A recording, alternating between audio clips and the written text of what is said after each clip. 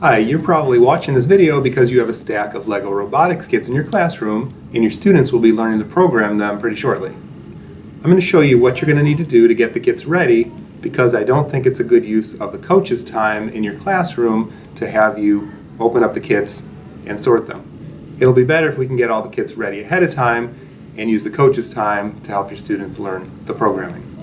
The second and third grade classes are going to be using the LEGO We Do 2.0 kits, which have 280 pieces. The fourth and fifth grade classes are going to be using the LEGO Mindstorm EV3 kits, which have 541 pieces.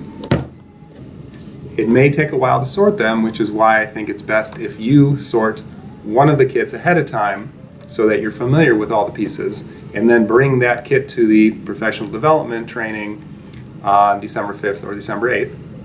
And then you can direct your students to sort the rest of the kits.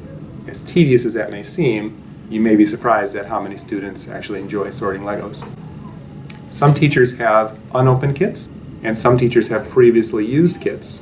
But either way, we're going to make sure that all the pieces are there. And if your previously used kit has any missing pieces, please let me know, and I'll get you replacement parts as soon as possible. So if your kit is sealed, begin by either cutting the strap or flip it over, and you can pull the end of both sides of the strap and it should pop open.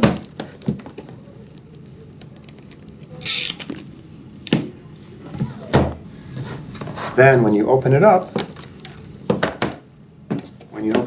you'll see that the cardboard insert has a map on the back side that shows where all the pieces go, in which slot all the pieces go. And if they come sealed in all these individual plastic bags that you'll need to open and sort into these slots.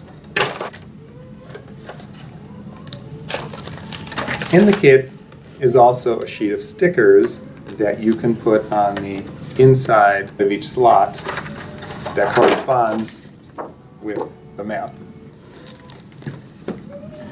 In the EV3 kit, you have two cardboard inserts. One in the top. There are the slots. There's a lot of extra stuff in here that's not necessary.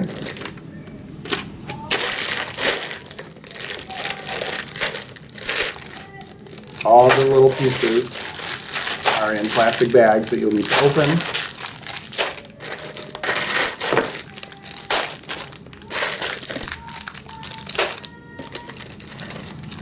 You have cords, and then loose in the bottom of the bin are your motors and some of your sensors. In this box is the EV3 brick, that's the computer, and you'll also find the rechargeable battery pack and an instruction manual. There are some extra folded pieces of paper that you can recycle. You're not going to need these. And in the bottom, there's another cardboard insert that shows you what goes into the bottom of the bin. Once you open the box with the brick in it, you can discard this cardboard box. You can discard the folded up paper in there. And then you can take the battery compartment cover off of the back of the brick. And you can attach the rechargeable battery pack instead.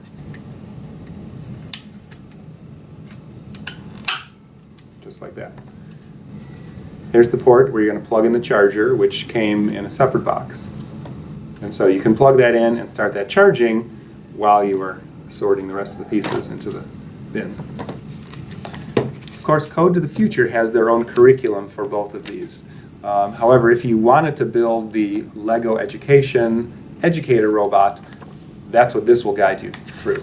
First couple pages just tell you how to insert batteries or put the battery pack in. And then after that, it shows you one page at a time every piece that you're going to put together in order to create the Educator robot. There are three different ways to program the EV3. You can program it right on the brick itself.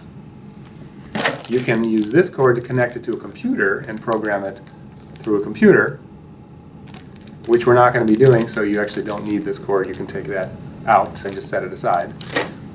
Or you can program it on the iPad using Bluetooth, and of course that's the way that we're going to be programming these. If you received a kit that's already been previously used, you're going to need to inventory that kit and make sure that all the parts are there, or have your students do that. Also, when you're finished using the kit at the end of the cycle or at the end of the school year, you're going to want to re-inventory the kit and make sure that everything is there. Here's how I would recommend doing that. Have a student or a group of students use an iPad to take a photo of the map.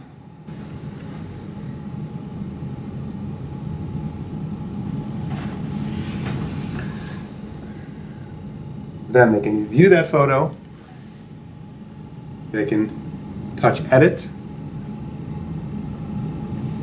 and in the editing mode, those three dots at the bottom will give you the option to mark up your picture.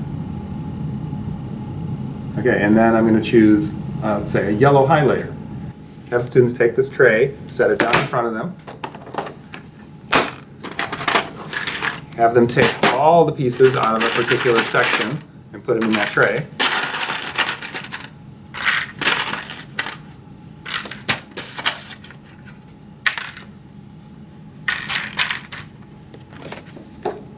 On the map, it shows not only the picture of the piece, but it says how many of those there should be in that slot.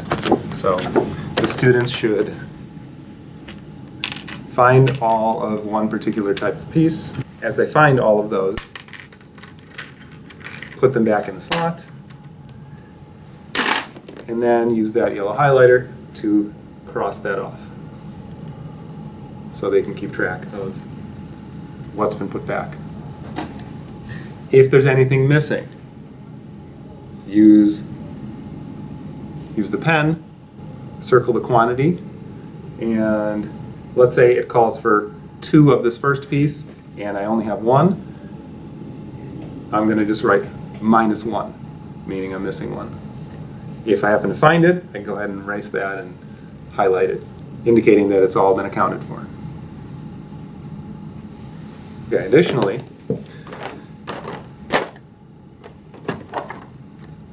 each kit does have a number on the end, along with either a grade level or a name of a school, and then the number. Okay, and you are going to get stickers with numbers on them that I'm going to ask you to stick on the brick so that you can match the brick with the kit so that all the pieces get back into the right kit. Once the students start building the kits, especially the EV3 ones, which are much bigger, the robots might have to live outside of the kit. And I'm going to show you what that looks like because we have a bunch of students at Viking that have been building these. So we're going to take a look at what that looks like. Okay, so we're now in the digital literacy classroom at Viking, and the 8th graders have been building these Mindstorm kits. And so as you can see, these are all lined up under the counters there, and those robots are not going to fit inside the bin while they're assembled. And that's why it's especially important that each one has a number on it so that when the students are out using them, they know which kit it goes with. And then when it comes time to disassemble them, they know which kit all the pieces go into. You're going to also want the students to download the app onto their iPads. And I'll have Eric put that in the self-service. But in the meantime, you can find the app that you need. If you go into the App Store and search for Lego Education, you're going to see Mindstorm EV3 Lego Education. That's the one that 4th and 5th grade is going to use. And We Do 2.0 Lego Education is the one that 2nd and 3rd grade is going to use. You're not going to use Lego Mindstorm EV3 programming that looks like that one or any of the others. So I hope that wasn't too overwhelming for you, and please let me know if you have any questions or you need help with any of this.